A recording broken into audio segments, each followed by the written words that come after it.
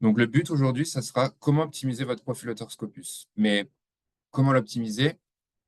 C'est un grand mot parce que, en gros, on va comprendre plusieurs choses. Tout d'abord, on va voir pourquoi les profils auteurs sont utiles, comment sont-ils créés, comment vous trouvez sur Scopus ou comment trouver des auteurs. Et ensuite, on va analyser un profil en profondeur, regarder les métriques et comment le corriger également. Donc, comment influencer ces métriques et les comprendre.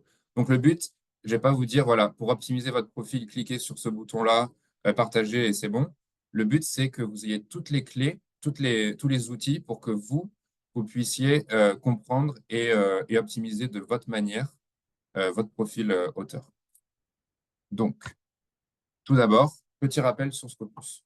C'est une base de données multidisciplinaire qui ne couvre pas forcément que Elsevier. Donc, comme vous voyez ici, il y a plus de 7000 éditeurs et quasiment 100 millions de documents. Donc, dans les documents, on a des revues, on a des préprints, on a des conférences, des livres. C'est vraiment multidisciplinaire et ça couvre une large gamme de, de documents. On a également environ 100 000 profils d'affiliation et 20 millions de profils d'auteurs. Donc, pourquoi ces trois données sont mises en triangle comme ceci? Parce que c'est les trois grandes données de Scopus. C'est ce qui fait un peu son unicité. Et en fait, chaque document seront rattachés à un profil d'auteur qui sera attaché à un profil d'affiliation et vice-versa. Donc, ces données sont interconnectées, on va dire. Et en fait, ça va influencer toute la manière dont les données vont être traitées. Et donc, vous allez chercher également euh, vos données sur Scopus ou comment, par exemple, votre profil auteur va être montré. J'y viendrai plus tard.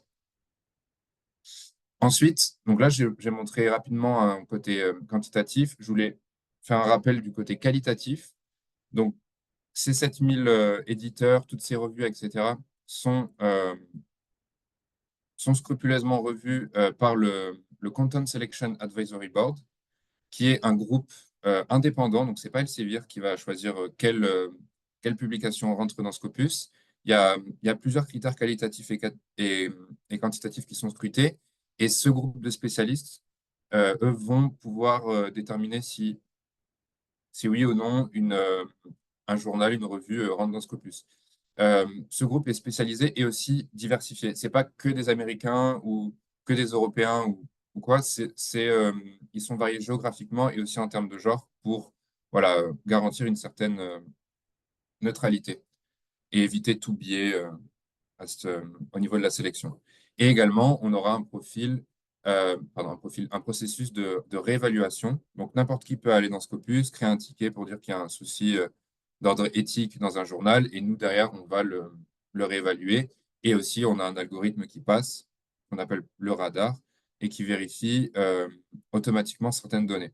Donc, par exemple, si la croissance d'un journal passe de 50 à 500 publications rapidement, ou si euh, l'origine des auteurs change d'une année à l'autre, on va pouvoir voir ça et réévaluer, voir si c'est un souci éthique ou pas.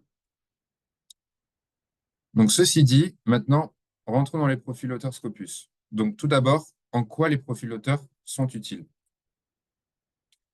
Donc, les profils auteurs, vous, en tant que chercheur, vous voulez, euh, vous voulez qu'on lise vos articles, vous voulez qu'on les cite, vous voulez qu'on vous trouve également sur les différentes plateformes. Et, euh, et du coup, en fait, les profils auteurs Scopus peuvent vous mettre en avant, peuvent mettre en avant votre travail et envoyer des signaux à la communauté de chercheurs. Donc, incitant à lire, voilà, à lire, à citer vos articles, etc. Et pour vous-même également, parce qu'il n'y a pas que les autres, ça permet de consulter vos propres statistiques, de pouvoir analyser vos propres euh, documents et mesurer votre performance, par exemple. Ça peut être très intéressant.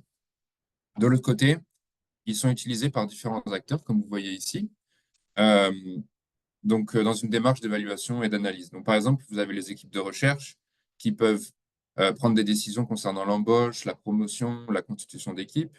Vous avez les différents organismes de financement qui décident où allouer des subventions, qui subventionner et qui peuvent s'intéresser à votre profil Scopus.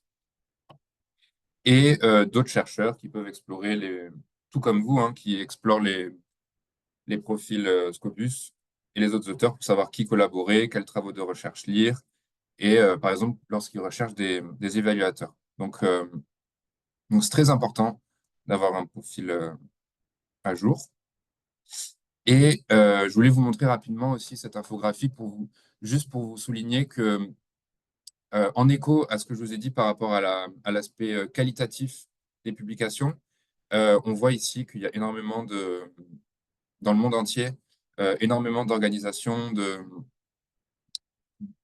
de subvention qui utilisent les profils author Scopus. Et ce sont que des exemples ici, hein. C'est pas parce que les pays sont en gris qu'il n'y a personne. C'est juste par souci infographique. Mais voilà, c'est pour vous dire que votre profil author Scopus, il n'est pas que local ou régional ou de niche. Il sera, euh, il sera dans le monde entier et tout le monde peut le voir, tout le monde peut avoir accès. Donc voilà. Maintenant, on va voir plus une partie technique sur comment les profils auteurs sont créés. Alors, tout d'abord, c'est une approche ascendante. Donc, rappelez-vous du triptyque du début, affiliation, document et profil auteur. Donc là, les profils auteurs, en fait, sont créés via les documents Scopus. Donc, les documents Scopus, enfin, Scopus va intégrer dans la base de données des documents. Il y aura des métadonnées, j'y reviendrai juste après. Et ces métadonnées donneront lieu à soit l'alimentation d'un profil existant, soit la création d'un nouveau profil. Et idem pour les affiliations. Donc, affiliation, je veux dire organisation, donc votre université, les organismes, bref. Du coup, par rapport aux métadonnées, donc nous, en fait, on a un algorithme qui groupe des documents à un profil avec un grand degré de pertinence déjà. Donc, on prend en compte le nom, l'email, l'affiliation, le domaine d'études, les citations, les co-auteurs, etc. Donc, il y a énormément déjà de métadonnées qu'on extrait depuis les documents et qui permettent de déterminer si l'auteur, enfin, à quel auteur est rattaché ce document. Et vous, de votre côté, ce qu'on va voir en dernier lieu de cette présentation, c'est l'author feedback wizard. Donc, en fait, c'est un mécanisme de feedback. Pour peut-être ceux qui sont déjà habitués sur l'institutional profile wizard, c'est la même chose pour les auteurs.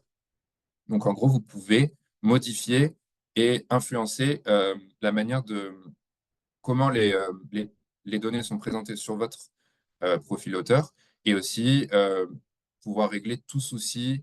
euh, Par exemple, si votre nom n'est pas bon, s'il y a des documents qui sont rattachés à vous qui sont pas le cas, etc. En fait, vous aurez la main sur votre profil ou sur le profil de quelqu'un d'autre pour pouvoir l'ajuster et pour pouvoir euh, qu'il soit le plus réaliste possible et qui colle le plus à la réalité. Et ensuite, euh, vous pouvez faire d'autres d'autres étapes. Il y a d'autres étapes qui font que le profil Scopus est alimenté, donc via ORCID. ORCID, c'est très important, c'est très utile. C'est un identifiant unique qui est lié à un chercheur et qui relie les documents à un identifiant. Donc, c'est pas Elsevier, c'est autre chose. Si vous voulez, on pourra en parler plus à la fin si vous connaissez pas ou on pourra plus faire un focus là-dessus, mais c'est très, très important et c'est très utile pour établir un profil très juste au niveau des données. Et ensuite, dans d'autres mesures, on a le Pure Profile Refinement Service. On peut avoir les informations via des consortiums ou des agences gouvernementales. Et Scopus to Saival. Mais voilà, je voulais vraiment mettre l'accent sur ces deux, trois premiers points. Donc, comme on disait tout à l'heure, l'algorithme a des limites. Donc, par exemple, quand on a trois fois les mêmes chercheurs, donc trois fois Monsieur Docteur Dupont, qui travaillent, ça arrivé plusieurs fois ou dans certains pays, ça arrive plus que d'autres, mais qui travaillent dans le même département dans le même domaine, dans la même faculté, dans la même université, il y a un moment où on ne peut pas forcément différencier ces profils-là, où l'algorithme a des limites. C'est pour ça que l'author profile wizard, par exemple, ou l'ORCID peut être très important pour pallier à ce genre de problème. Idem pour, par exemple, une chercheuse qui se marie et qui change de nom. Ça, on va pas forcément le comprendre. Et on va peut-être créer deux profils. Donc voilà, c'est important aussi de vous montrer que c'est quand même un énorme challenge avec toutes ces millions de données qui arrivent sur Scopus, qui, quand même, voilà, c'est assez compliqué de pouvoir clarifier toutes les situations. Et c'est pour ça que c'est important aussi que vous puissiez connecter votre ORCID ou mettre en place des actions simples qui permettent de vous différencier par rapport à d'autres chercheurs et de pouvoir réajuster le tir si toutefois ça ne fonctionne pas. Et pareil pour les affiliations. Donc ça, c'est plus au niveau de la signature. C'est important de signer toujours la même chose ou de voir avec la bibliothèque comment signer, enfin, quelle est la meilleure manière de signer et d'exprimer votre affiliation, votre organisation. Comme ça évite de créer des copies et qu'il y ait des problèmes au niveau d'assignation de documents à un auteur ou à une affiliation. Donc, voilà. Et maintenant, euh, je voulais vous demander de marquer dans le chat ou dans le Q&A si vous avez que ça comme accès, mais sinon dans le chat, c'est mieux. Euh, un auteur ou une autrice que vous voulez voir analyser. Donc moi, comme ça, je passerai dessus et on pourra l'analyser ensemble. On en choisira un ou une. Je vous demande juste de, de taper le nom d'un auteur ou d'une autrice qui a un minimum de plusieurs dizaines de documents et qui a plusieurs années d'expérience. Comme ça donnera un peu de profondeur et ça me permettra de vous montrer quand même tous les aspects d'un profil auteur Scopus. Et donc voilà. Donc en attendant que vous marquez vos noms, je vais vous montrer comment trouver les profils auteur Scopus ou comment vous pouvez être trouvé, tout simplement. Donc je vais partager mon autre écran. Attendez. Hop,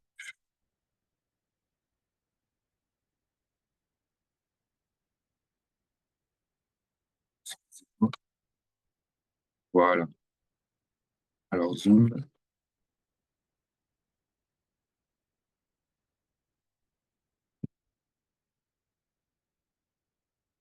super.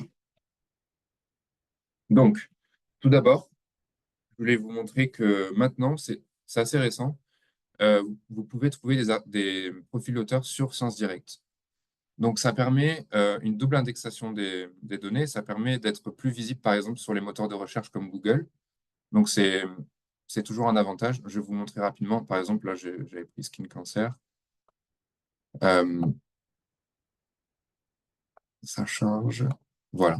Donc, par exemple, si je prends un article sur le cancer, ici, vous avez les différents auteurs. À l'époque, vous ne l'avez pas, mais maintenant, vous pouvez voir directement l'auteur ou l'autrice dans Scopus. Donc, ça permet d'avoir plus de visibilité de votre côté. Et voilà. Donc, il y a cette méthode-là. Et maintenant, allons sur Scopus. Ça, c'est le cœur du sujet. Vous pouvez trouver directement via les documents. Donc, rappelez-vous du triptyque de données. Donc, ici, vous avez les auteurs. Ou directement, si je clique sur le document, enfin bref, vous avez différentes manières de le trouver via les documents. Vous pouvez également le trouver via le Researcher Discovery. Donc, ça permet en fait de voir euh, quels chercheurs est les plus prominents, enfin, quels chercheurs sont les plus prominents dans un domaine en fonction de mots-clés. Donc, par exemple, si je cherche Covid-19, je vais avoir la liste des profils auteurs qui ont le plus de documents qui matchent avec ce mot-clé. Et pareil au niveau des citations, après je peux le classer, je peux le classer par pays, etc. Donc c'est assez utile. Et en dernier lieu, bien sûr, le classique nom, prénom ou le numéro ORCID. Voilà, ça peut être toujours utile si vous voulez identifier déjà une personne qui a un ORCID, de rentrer l'ORCID. Donc maintenant, je vais revenir sur le Q&A et je vais voir s'il y a des gens. Est-ce qu'on a des noms qui sont sortis pour analyser? Benjamin Schaffer. Très bien. Nous allons analyser ce profil ensemble. Donc, déjà, je me suis trompé. Même chose. First name et last name. Donc, on va voir Benjamin Schaffer. Donc, vous voyez, il y a plusieurs Benjamin Schaffer. C'est un nom assez commun. Euh, du coup, je ne saurais vous dire lequel est celui qui est. Euh, mais voilà, prenons celui qui a le plus de documents. Je ne sais pas si c'est bien lui, mais si vous pouvez me dire, Monsieur Jelil. Mais bon, je vais avancer et dites-moi sinon on prendra John Oui, John Hopkins. Hopkins. John Hopkins. John. Su- Alors, ça se peut que qu'il soit par exemple à celui-là, que ce soit lui, parce que en fait, l'affiliation, elle est l'affiliation d'un auteur et vous pouvez le choisir en fait. Il n'y a pas forcément. Attends, on va voir directement ici. Voilà, ça me permet de faire une transition. Donc, c'est bien celui-là. Ici, donc on va analyser le profil ensemble. Vous avez bien sûr le nom. Donc Benjamin William Schaffer, donc il a mis son middle name. Euh, Son numéro Scopus, qui est ici, donc c'est l'identifiant unique à Scopus pour cet auteur. Et il s'est connecté à son ORCID déjà. Si l'ORCID n'était pas connecté, il y aurait écrit Connect to ORCID. Donc c'est très bien là ce qu'il a fait ou ce que les gens ont fait pour lui.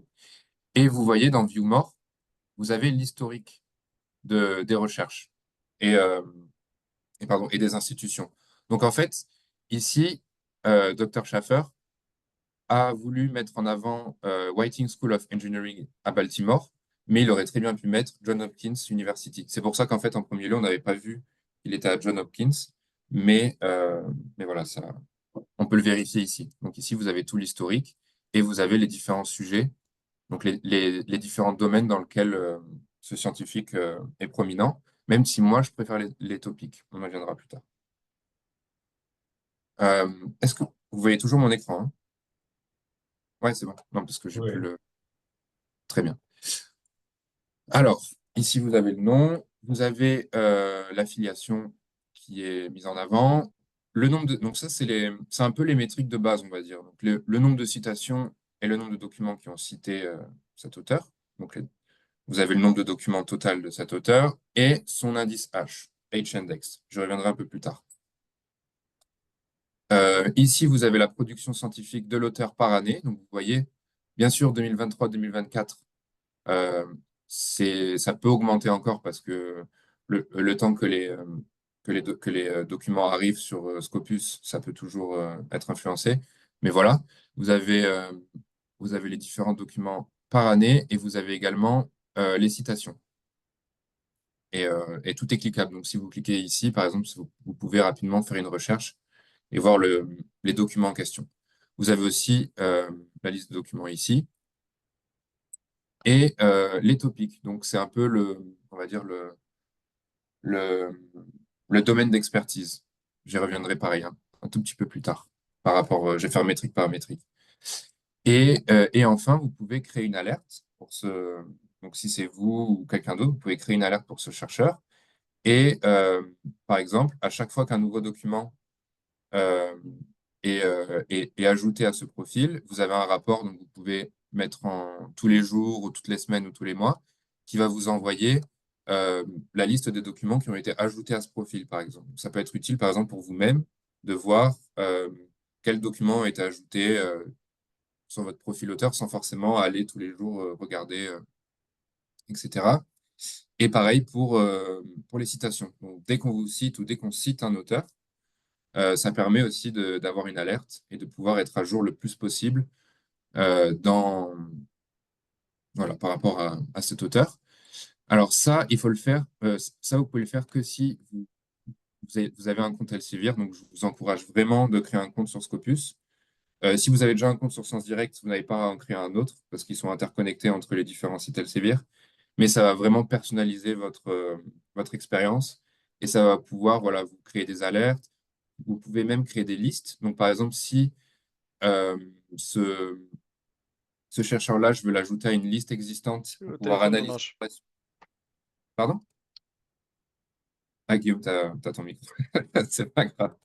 Euh, par- euh, donc, si vous voulez créer une liste de chercheurs existants, ou enfin, vous voulez créer une liste ex nihilo ou l'ajouter à une de vos listes pour pouvoir analyser par la suite les données, c'est toujours, c'est toujours bien. Bon, par exemple, je vais l'appeler John Hopkins, docteur. Donc, je vais pouvoir avoir une liste de certains docteurs chez John Hopkins, par exemple, et ça va me permettre voilà, de pouvoir personnaliser mon analyse et d'avoir des groupes de chercheurs directement.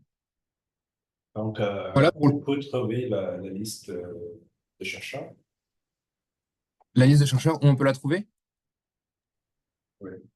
Oui, alors, vous l'avez dans Saved C'est List, liste. si. Oui. Si vous avez un compte, bien sûr, c'est pour ça que j'ai insisté de mettre un compte. Par exemple, vous avez une liste de documents, je ne vais pas rentrer là-dessus, mais vous avez auteur ici. Et moi, j'avais fait une liste de cosmologues, de docteurs pour le Covid-19. Et là, maintenant, j'ai créé John Hopkins. Et ensuite, on peut l'éditer, la supprimer et gérer directement les listes depuis notre espace Saved List.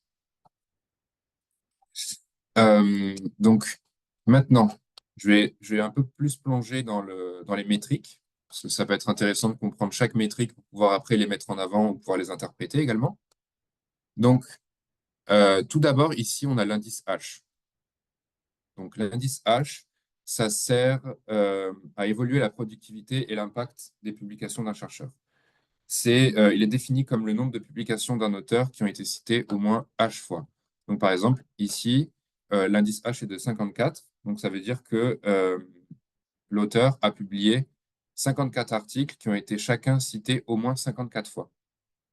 Donc, vous voyez ici, jusqu'à 54, jusqu'à, jusqu'au numéro 54, tout est cité plus de 54 fois. Donc, ça permet de donner une idée de la qualité et de l'influence des travaux d'un chercheur dans son domaine en prenant en compte à la fois le nombre de publications et le nombre de citations. Par contre, il y a des limites parce que, en fonction du domaine, par exemple, si vous êtes en mathématiques ou par exemple je sais pas, en médecine, le nombre de citations sera totalement différent. En médecine, on a beaucoup plus de citations qu'en maths. Mais pourtant, ça fait pas un auteur qui a tant de citations en maths euh, peut être aussi très prominent et très qualitatif. Donc, en fait, ça ne veut pas forcément dire, ça ne prend pas en compte, en fait, le domaine d'expertise de l'auteur. Mais bon, ça peut déjà donner une idée quand même assez qualitative de la production et des citations de l'auteur. Euh, Ensuite, vous avez ces deux petits boutons ici qui sont très importants, donc qui recèlent beaucoup de choses. Vous avez Analyze Author Output, donc qui permettent d'analyser en fait les documents en soi. Donc, vous avez ici euh, les sources. Donc, en fait, dans quels journaux cet auteur a publié. Donc, c'est dans quelle revue. Donc, c'est assez utile. Donc, pour vous, par exemple, si vous voulez montrer votre travail à, à d'autres personnes, vous pouvez rapidement utiliser ça, pouvoir l'exporter en CSV ou quand vous l'exportez en zip, vous avez des formats images, donc PDF, euh, JPEG, etc. Donc, c'est assez utile et vous pouvez toujours cliquer pour voir en fait la liste des documents à chaque fois qui sont liés à la revue. Par type, donc voilà, les articles, des papiers de conférence, des livres, etc. Donc là, vous avez les types de production de cet auteur, type de document. Le nombre de documents par année, donc un peu comme vous avez sur la première page, et, et les sujets, donc les domaines dans lesquels cet auteur a publié. Voilà, et vous pouvez toujours tout exporter. Vous avez également les co-auteurs. Donc ça, co-auteur, c'est aussi un onglet. Ça permet de voir les différents auteurs qui ont le plus collaboré avec ce dernier. Donc ça permet, par exemple, d'élargir une recherche si vous voulez trouver un peu plus de collaborateurs, ou même pour vous, pour mettre en avant, pour voir un peu qui a le plus collaboré avec vous en somme. Ça peut être toujours très utile. Vous avez également à droite de Analyze Author Output, Citation Overview. Donc ça, c'est pareil, ça permet en fait d'analyser pas les documents en soi, mais les citations en elles-mêmes. Donc ça charge, il y a beaucoup de données en général, ouais. Donc vous avez un tableur avec le nombre de citations annuelles et le nombre et les articles qui vous ont cité. Et par exemple, si vous cliquez, donc ici vous avez un graphique, vous pouvez exclure vos propres les self-citations, les citations voilà, de l'auteur. Vous pouvez sélectionner une certaine date et vous pouvez tout simplement cliquer ici, par exemple, pour avoir une recherche Scopus qui montre toutes ces citations et ensuite analyser derrière en filtrant. Vraiment, je vous incite à découvrir de vous-même, à aller sur ces pages-là qui peuvent être assez complexes au début, mais qui permettent voilà, de pouvoir ensuite traiter la donnée d'une autre manière et de pouvoir mettre en avant votre profil de la manière dont vous voulez, en fait, plus personnalisé. Tout à l'heure, je parlais des domaines d'expertise, etc., il y a les topics qui sont pour moi très qualitatifs, donc qui viennent de Scival, mais bon, Scival se base sur la base de données Scopus, donc qui viennent de Scopus et de Scival. En fait, c'est un regroupement de documents qui est multidisciplinaire et qui a un intérêt intellectuel commun. Ils sont dynamiques et basés sur le regroupement du coup des réseaux de citations Scopus. Chaque période, ils vont changer. C'est pas figé dans le temps, donc c'est assez important de le savoir, ça. Et, euh, et donc voilà, ils sont amenés à évoluer, ils sont amenés à se clarifier. On en rajoute tous les ans des topics. On, est- on essaie vraiment d'approfondir le plus possible ce domaine-là. Et en fait, ça vous permet en tant qu'auteur de démontrer votre unicité. Donc de vous mettre en avant d'une autre manière. Par exemple, si vous êtes médecin, ça vous permet de montrer dans quel domaine en médecine euh, vous êtes le plus, vous avez ouais, vous êtes le plus prominent et ça peut être multidisciplinaire. Donc, par exemple, si vous touchez à plusieurs domaines scientifiques, ça permet voilà, de définir d'une autre manière sur quoi vous travaillez. Et ça peut toujours être, voilà, c'est très important de le mettre en avant et ça peut toujours vous aider si à un moment vous voulez vous démarquer d'autres chercheurs. Donc ici, j'ai cliqué sur l'onglet. Donc vous avez les trois principaux topics ici, mais en cliquant sur l'onglet, vous avez tous les topics dans lesquels ce chercheur à, à participer. Et on voit le nombre de documents par topic et le topic Field Weighted Citation Impact. Donc ça, le Field Weighted Citation Impact, je vais l'expliquer maintenant. C'est une donnée qu'on va retrouver plusieurs fois dans Scopus ou dans d'autres sections.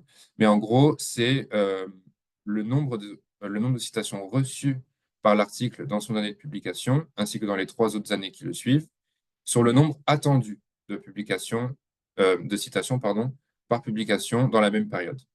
Donc, en fait, ça permet à contrario par rapport à l'indice H, ça permet de retirer cet aspect, si on est en médecine, on est beaucoup cité, si on est en maths, on est moins cité, etc. Ça permet, voilà, de voir à peu près s'il est de 1, le Field Weighted Citation Impact, ça montre que le nombre de citations attendues est plus ou moins respecté. S'il est en dessous de 1, ça montre par exemple ici que cet auteur a, euh, a été cité 10% de moins que ce qui serait attendu dans ce domaine-là. Et s'il est de 2, euh, ça veut dire qu'il a été cité par exemple 2 fois plus de ce qui est attendu. Donc ça permet par exemple, vous, si vous avez un field weighted citation impact assez important, vous pouvez le mettre en avant. Par contre, attention, donc c'est simple et efficace à comprendre, c'est quand même assez bien de le mettre en avant, cette donnée-là, mais il faut quand même un minimum de documents euh, pour pouvoir quand même avoir une représentation assez fiable de ce field weighted citation impact, euh, parce qu'il ouais, il est moins pertinent quand il y a peu de documents. Donc voilà, à faire attention et à prendre avec parcimonie. Ensuite, un autre onglet, donc ce sont les grants. Les grants qui veulent dire subvention en français. Donc ici, on voit à peu près voilà, toutes les subventions que cet auteur a eues. Donc ça permet d'avoir aussi des signaux précoces concernant le sujet ou le domaine d'intérêt d'un chercheur et son historique tout simplement d'obtention de certaines subventions. Par contre, comme vous voyez ici, il y a écrit bêta. Donc c'est toujours en bêta dans le sens où ça couvre plusieurs régions du monde. Je sais par exemple qu'en Afrique, il n'y en a pas encore. Ils ont commencé par les États-Unis et là, au fur et à mesure, on étend un peu les données pour les subventions. Mais vous n'avez pas tout. Vous ne pouvez pas mettre toutes vos subventions euh, parce que voilà, la couverture est encore en cours d'évolution et c'est assez compliqué de prendre toutes ces données-là en compte. Donc voilà, c'est en bêta, c'est pour ça qu'il y a écrit bêta. Mais vous avez quand même accès à ça. Ça peut être, euh, Ça peut être assez utile de, de le voir. Ensuite, en parlant de signaux précoces, il y a aussi les préprints, donc les pré-publications en français. Donc, c'est des versions préliminaires qui ne sont pas publiées, qui ne sont pas évaluées par des pairs encore, d'articles académiques. Et ça permet en fait d'avoir une vision de la recherche à date. Donc, les préprints, ça peut être aussi trouvé via les recherches Scopus. Et pour vous aussi, ça permet de voir euh, voilà, les documents qui ne sont pas encore publiés ou encore voir chez quelqu'un d'autre, qu'est-ce que ce chercheur enfin, sur quel sujet, sur quel papier ce chercheur est en train de travailler. Donc ça peut être assez utile pour faire de la veille. Et vous, de votre côté, euh, les agences de financement, par exemple, elles peuvent voir sur quoi vous êtes en train de travailler ou les autres peuvent voir sur quoi vous êtes en train de travailler sans que vous l'ayez publié, forcément. Donc, euh, donc c'est assez utile. Et encore, nous avons la position de l'auteur. Donc, la position de l'auteur, ça peut être assez intéressant à mettre en avant parce que, comme vous savez, le nombre de citations, etc., ça prend pas en, ça prend pas en compte en fait quelle est votre position dans l'équipe, quelle est votre position dans la recherche. Donc, par exemple, si vous avez si vous avez beaucoup de citations mais vous n'êtes jamais premier auteur dans certains domaines, ça peut être plus pénalisant que dans d'autres. Et vous pouvez plus vous mettre en avant si vous êtes premier auteur, par exemple ici. Cet auteur a été premier auteur de 7 documents, donc 4% de sa production. Et, euh, et ces documents-là ont un Field Weighted Citation Impact de 3, donc c'est quand même énorme. Donc ça peut être quelque chose qui peut être mis en avant. Bon, bien sûr, il y a peu de documents, donc à prendre avec parcimonie, mais vous voyez ce que je veux dire. Vous pouvez toujours mesurer pour vous-même, pour vous mettre en avant, ou mesurer pour quelqu'un d'autre euh, ces données-là, et ça permet voilà, de voir un peu la position de l'auteur dans, euh, dans, dans leur recherche. Par contre, c'est basé sur les 10 dernières années. Donc, il y a pas tout, mais ça permet quand même d'avoir une certaine vision là-dessus.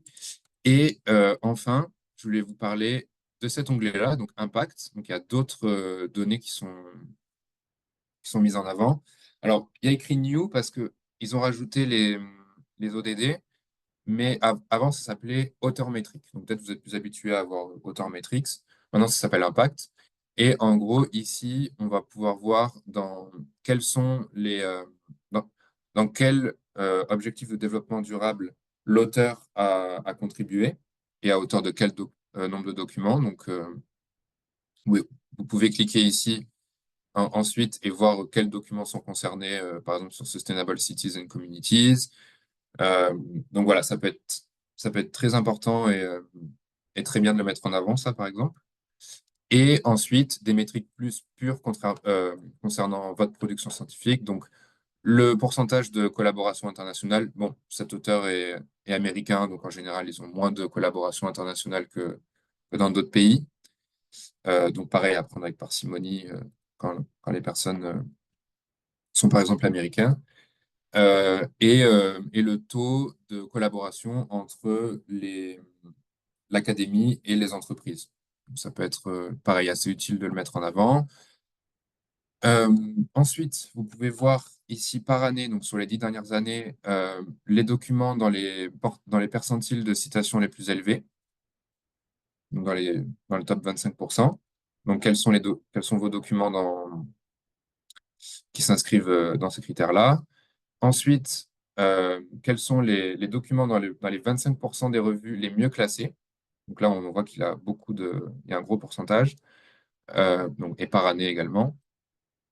Selon différentes métriques, donc ça, vous pouvez choisir. Vous avez soit le site score, soit le SNP, donc le Source Normalized Impact Paper, soit le SciMango Journal Rank, qui sont différentes métriques. Vous pouvez voir, vous pouvez les chercher sur Internet pour voir exactement tous les détails de ces métriques-là. Mais c'est différentes méthodes de classification de journaux. Donc là, chez Elsevier, on en a 3 et on utilise ces 3, donc vous pouvez toujours voir laquelle vous convient le mieux. Et enfin, le fameux Field Weighted Citation Impact pour pour les dernières années sur l'ensemble des documents de ce chercheur. Donc, ce chercheur a été cité 47 fois, non, 47% de plus que ce qui devrait l'être dans son domaine. Donc, c'est plutôt un point positif qu'il peut mettre en avant et qui peut, par exemple, montrer ce graphique. Sinon, enfin, vraiment, voilà, vous pouvez vraiment jouer avec et je vous incite vraiment. Si vous avez Saival, c'est encore mieux parce que ça vous permet d'aller encore plus loin dans l'analyse. Mais je ne vais pas aller sur Saival aujourd'hui parce que ce n'est pas le sujet. Mais, euh, mais même, vous avez énormément déjà de données sous la main pour pouvoir les interpréter, pouvoir les classer, pouvoir les exporter et refaire vous-même vos graphiques afin de mettre en avant votre profil auteur Scopus et d'en tirer le mieux, le plus parti. Et donc voilà, ça c'est pour les métriques. En gros, s'il y a des choses que vous voulez aborder, n'hésitez pas à poser des questions. Je vais passer à la dernière partie de ce webinaire et après on verra ensemble, on va ouvrir une discussion et on va pouvoir voir si vous voulez aller plus loin sur certains sujets ou quoi que ce soit. Donc là, je vais parler du retour utilisateur. Tout à l'heure, je parlais de la partie algorithmique qui sélectionne les données, etc. Et il y a la partie feedback qui est très, très important. Et vous, en tant que chercheur ou en tant que bibliothécaire pour vos chercheurs, etc., vous avez un grand intérêt à vérifier l'information et à voir si tout est bien en ordre. Donc déjà, on a plusieurs types de corrections. Je vais aller sur Scopus vite fait pour vous montrer. On peut fusionner différents auteurs. Donc par exemple, si on voit qu'il y a plusieurs Benjamin Schaffer qui sont censés être, euh, censés être la même personne, on en a parlé au début, il peut y avoir plusieurs docteurs Dupont, il peut y avoir Benjamin Schaffer qui a changé de nom, enfin bref, il y a plein de raisons pour qu'il y ait différents Benjamin Schaffer. On peut très bien merge, donc fusionner les auteurs. Donc là, par exemple, si je fais request to merge author, ça va m'amener sur une page. Je vais le faire, de toute façon, je vais pas le valider à la fin, mais si je dis que ces deux auteurs sont les mêmes, et je peux ensuite choisir le nom et l'affiliation et demander en fait de fusionner ces deux auteurs. C'est super important parce que ça va permettre d'ajouter énormément de documents d'un profil à un autre et de pouvoir étoffer encore plus votre profil et avoir encore plus de statistiques et vraiment voilà, pouvoir montrer le mieux possible votre profil auteur. Ensuite, je reviens sur la page de profil auteur. Vous avez Edit Profile ici, ce qui vous permet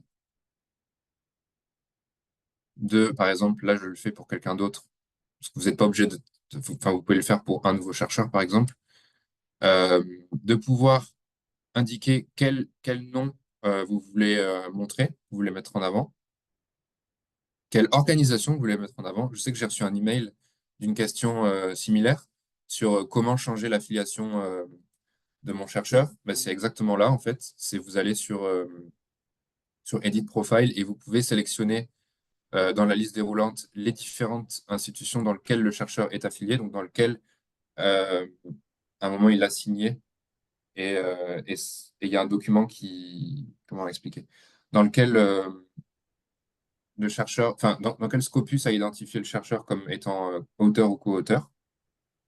Donc ça permet voilà, de voir rapidement et de pouvoir modifier l'affiliation qui va être montrée en fait sur le profil auteur. Et vous pouvez avoir la main aussi sur vos documents. Vous pouvez retirer du profil si vous voyez que c'est pas vous. Donc, si vous avez un homonyme ou quoi, vous pouvez le retirer de votre profil, comme ça permet de nettoyer. Et également, vous pouvez ajouter des documents sur Scopus. Donc, vous pouvez demander euh, un rattachement de certains documents qui ne sont pas identifiés, mais attention, Scopus, comme je vous ai expliqué au début, enfin,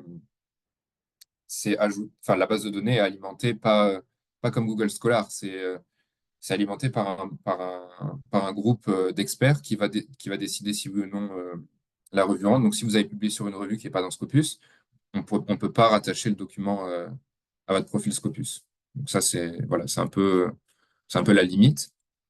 Et idem pour les préprints. Je ne vais pas me répéter, voilà, vous pouvez corriger votre profil avec les préprints et pouvoir alimenter des préprints. Et enfin, les grants. Donc, vu que c'est une bêta, vous ne pouvez pas directement avoir la main.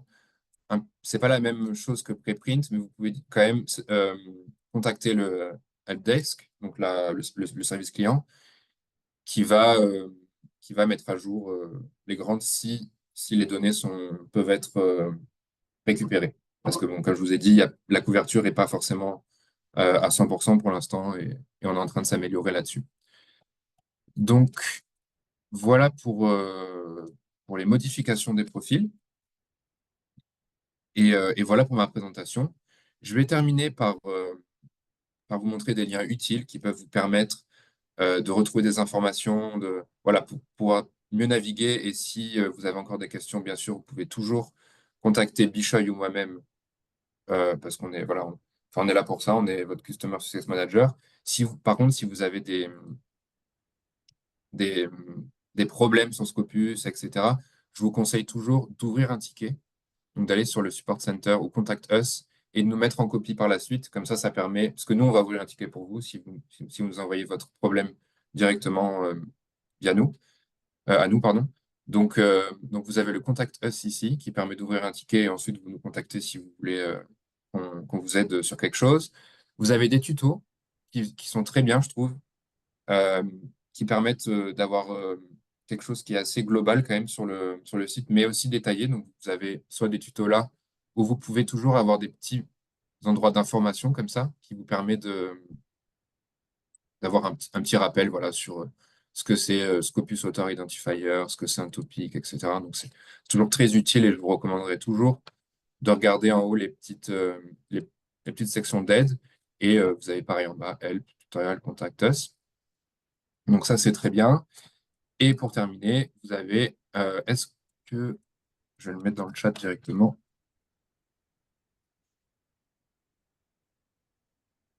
One. J'ai mis le lien ici. Donc, vous avez le Recherche Intelligence Customer Hub. Donc, c'est le hub francophone, que vous soyez en Wallonie, en Algérie, vous pouvez toujours consulter cette page. Et ça permet en fait d'avoir un récap sur les webinaires qui arrivent. Donc là, je vais me faire une petite promo.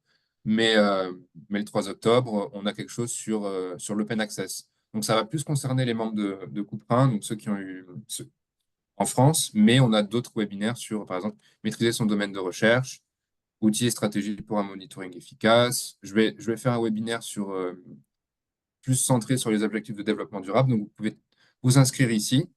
Et en général, c'est votre page un peu de référence, on va dire, sur ce qui se passe en France, sur les animations, sur les webinaires. Tout est gratuit, il n'y a pas de frais cachés ou quoi que ce soit.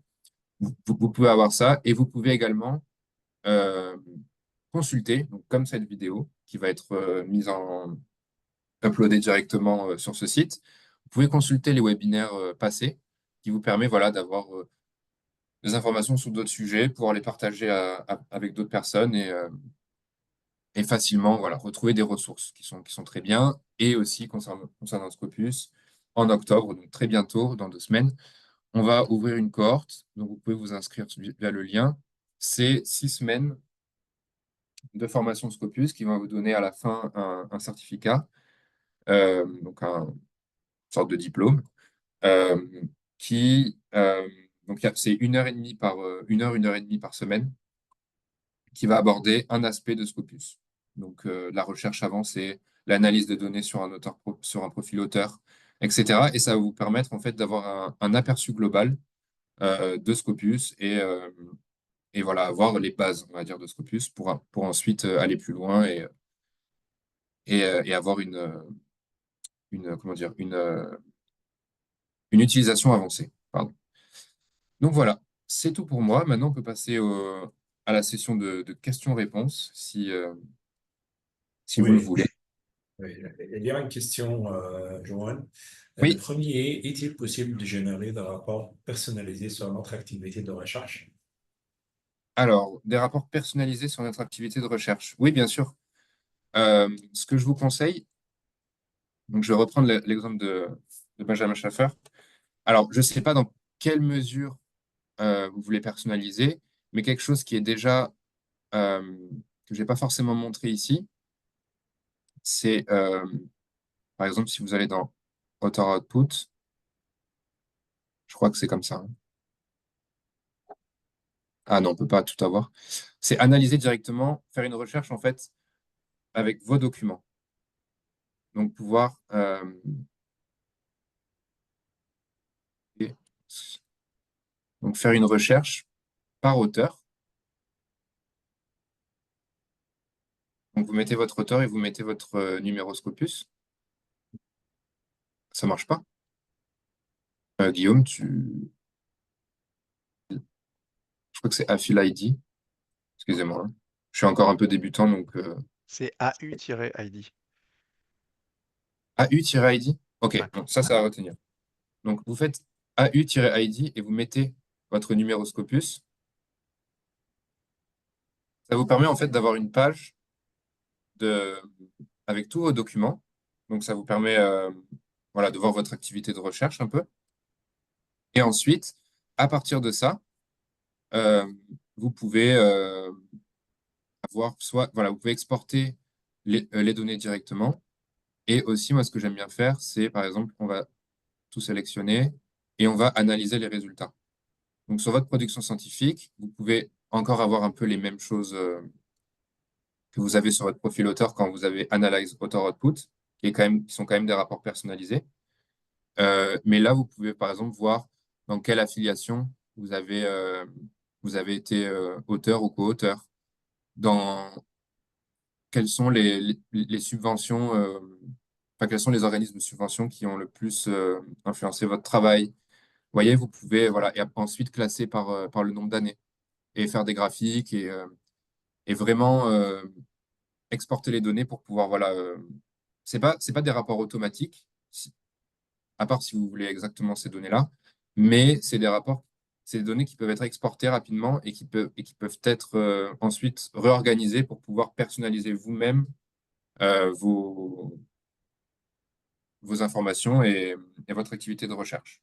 Je- Aussi, je pense c'est possible pour avoir un rapport bien construit avec Saival aussi, mais Ah oui, c'est pas l'occasion pour les discuter maintenant, mais je pense surtout on peut organiser un rapport sur Saival, c'est plus facile. mm,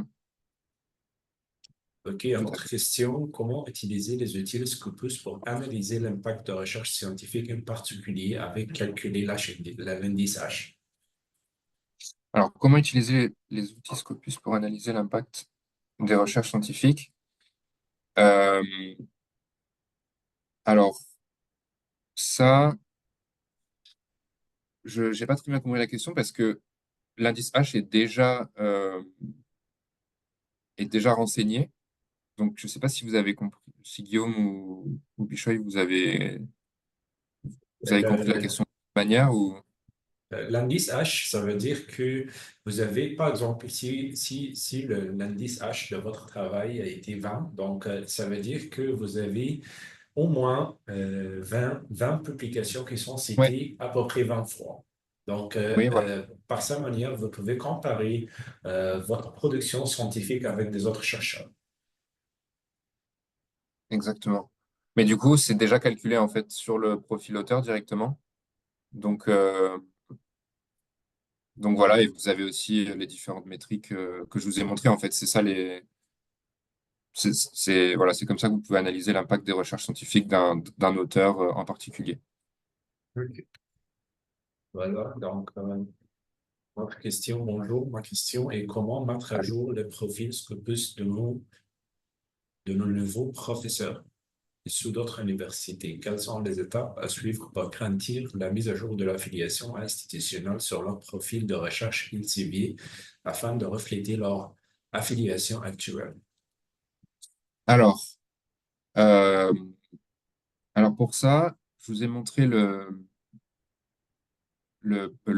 Author Profile Wizard, Feedback Wizard, pardon, qui vous permet directement en cliquant en fait sur Edit Profile de pouvoir choisir l'organisation de cet auteur.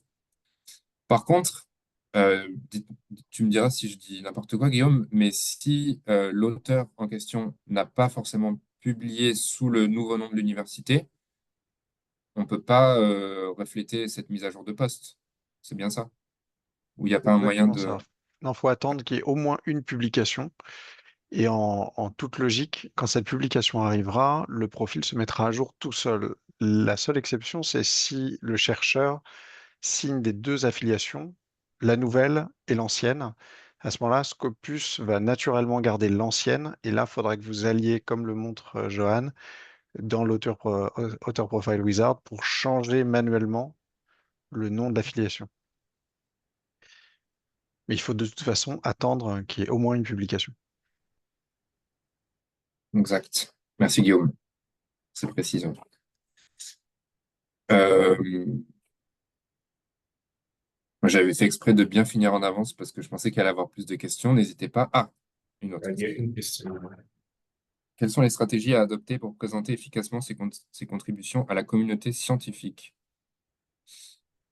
Les stratégies à adopter, je sais- je vous ai montré plus ou moins les, les méthodes, enfin les différents points que vous pouvez mettre en avant. Après, au niveau stratégique, peut-être je te laisserai répondre, Guillaume, parce que j'ai pas envie de dire de bêtises, mais Honnêtement, on peut imaginer plusieurs stratégies, mais ouais, c'est toute une histoire. La première chose, c'est la base, c'est quand même de publier des articles qui ont le plus d'impact possible, quelque part, si l'objectif c'est de progresser. Et ça peut se faire de deux façons. Il y a deux grandes façons. Alors, il faut bien sûr que la recherche de base soit bonne, hein, et ça, on va partir du principe que c'est le cas.